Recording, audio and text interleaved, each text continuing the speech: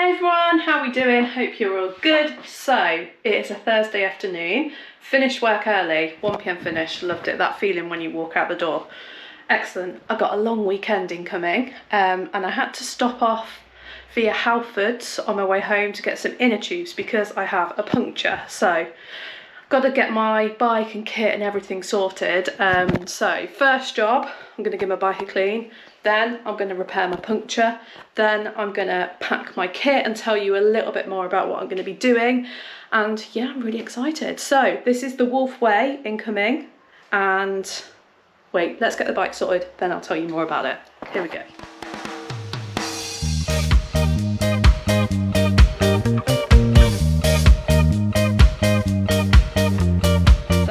A bit ashamed to say that I did leave my bike after the last time I rode it, so it does need a bit of a clean. Here, look at this.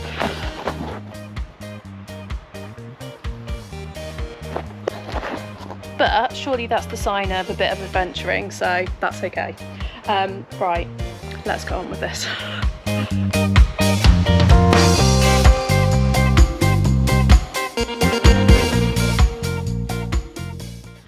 So the Wolf Way is a very similar route to the Rebellion Way that we did not so long ago.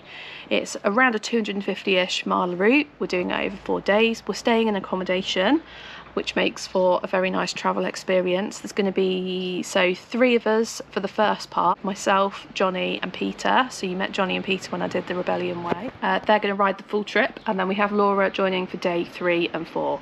So I'm really looking forward to it. The gang are getting back together, so that's going to be good fun. Gravel again, so the route is a mix of gravel and road. I think a little bit more gravel than the Rebellion Way. I think still not, you know, like not a 50-50 split. But one thing I really enjoyed about the Rebellion Way was that mixed terrain. So the fact that you had, you know, you were on the road and then it was like off-road section incoming and you don't really know what's coming. So the tracks, fields, all sorts of bridleways, sandy sections through the woodlands, single track. It was really fun, so I'm hoping there'll be more of that. There's also a ferry, so yeah, I'm looking forward to that bit.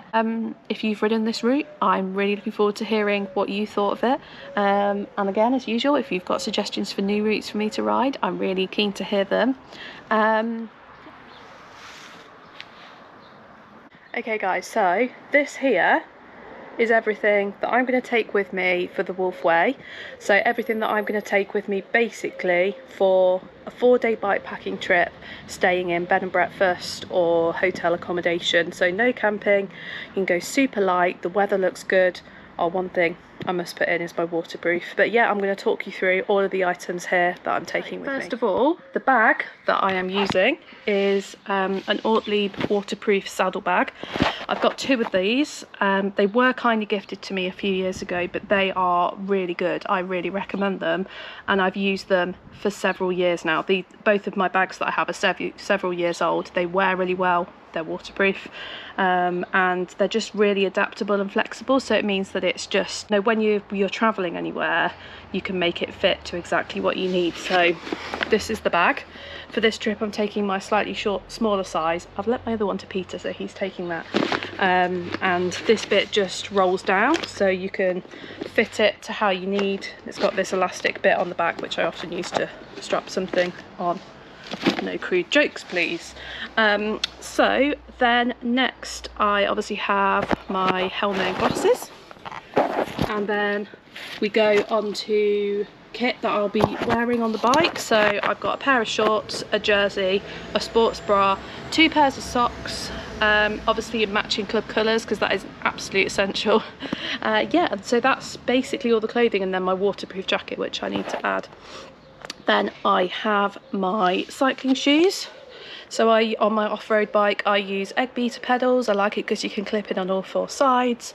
I first got those when I was riding cross because it's easy to get on and off. And I have pink laces in my shoes, another absolute essential. Tongue-in-cheek joke there. Yeah, these are Gyro, these shoes. I think I've got them in a sale. They've done me really proud and I find them very comfy, so they are coming with me again this time. Onto off the bike clothing. So I'm very simple in what I take, and that is a pair of lightweight trousers, a t-shirt and a light packable jacket. and I use that off the bike, and I also use that to sleep in. So I use both of that, because actually you're either on the bike or you're not on the bike, and it's not like I'm going out socializing lots. I choose to travel light. I'm not someone who's going to bring lots of different outfits with me. Yeah, so that is literally all I take there. So that's those items just there. So then I've got a few tools. So I'm taking 3 inner tubes with me, just because it's easier to change tubes than repair on the road. I've got a mini pump, tyre levers that are trusted, that I know that I get on with. I think these are Mavic, no, Topeak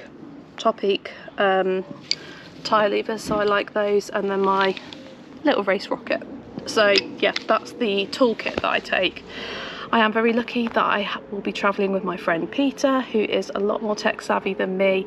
I'm sure he will have a few extra bits than I do in his toolkit. Also Johnny, they're both pretty good.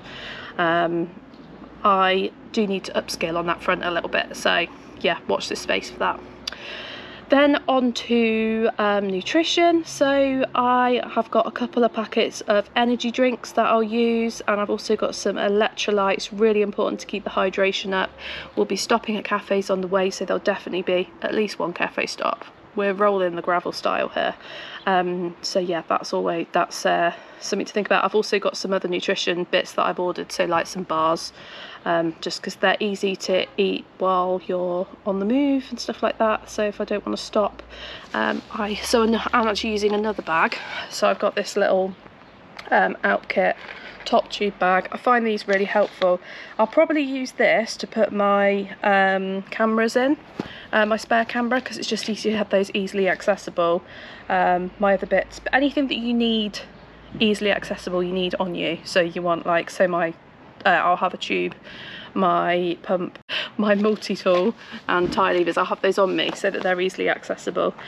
Yeah, so that's that. I've got 2 water bottles here, Camelback water bottles, so the biggest ones that I can fit on my frame for this without looking rather obnoxious.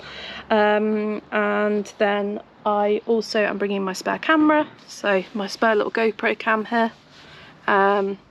Medication, essentials, whatever medications you take, cut down, so I've got just enough there, my hay fever tablets.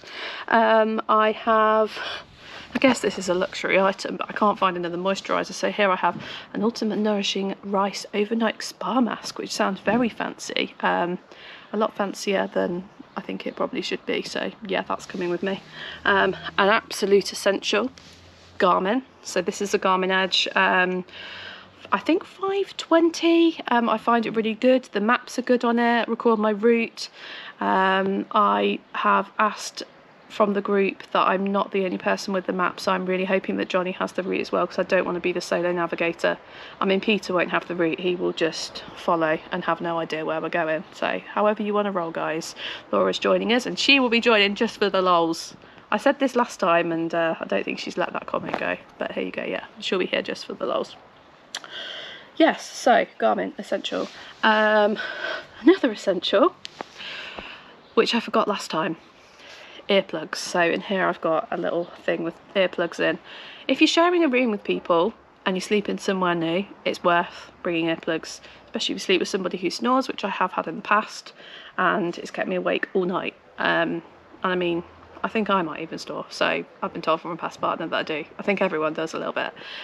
So yeah, that is an absolute essential. And actually I'm going to make sure, this is a good reminder, good process to go through, that I bring a spare, because last time I left my earplugs in the hostel, and then when we stayed in the hotel the night after, I couldn't sleep, and I didn't sleep, which was, yeah, made for a long ride the next day. Right, luxury item here, and considering I travel very light, this might surprise some people, and that is my Kindle. So I like to read, and it's just a nice way to switch off. You know, I read every evening. It's part of my nighttime switch off routine. I put on some nice lighting, I listen to some nice music, and I read my Kindle. So I'm going to take it with me, and I might only read 2 pages, but that is fine. Then charging cables. Unfortunately, I need 3. So my Garmin, my GoPro, and my phone all take a different lead. How bloody annoying. And then something I have also forgot, because I have USB plugs in my house, straight into the wall, one of these plugs. So yeah, that's everything. Because you just don't need much for these trips. You know, you're either cycling or you're resting and eating, and it's very functional, practical. So you're going for something to eat and then you're going to bed. You're not going out much. Yeah, so it really is a very simple setup. One thing I think might surprise people I don't take is I don't take a towel with me.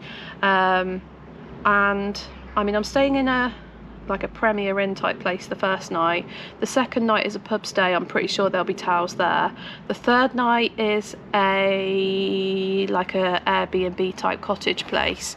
I'll just check if towels are provided, but if not, I probably won't take a towel.